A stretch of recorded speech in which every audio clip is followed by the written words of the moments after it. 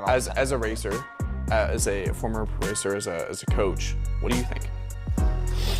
Well, I think that, yeah, I mean, well, here's the first thing we got to back it up is people are like triggered by anyone telling them to do anything on the internet nowadays because everyone's become an expert. Yeah.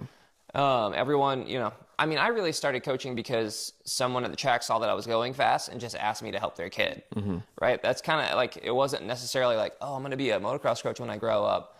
But I do think that like people that haven't taken the time to truly understand how people learn, like the psychology of a human and how we learn, and then putting all the fundamentals into a package that people can process, then it gets, I don't know if we want to call it a scam, but it's definitely not going to work as good and it's going to take longer. So you're going to spend money for longer. You're going to make progress slower.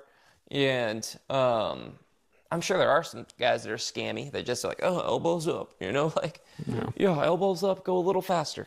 But there is a bit of a science to it, right? There is a bit of a, some structure and some elements that if this doesn't work, this is never going to work, right? And most people are working on this over here, up here, right? And neglecting this because down here, people look at this as like, it's too beginner.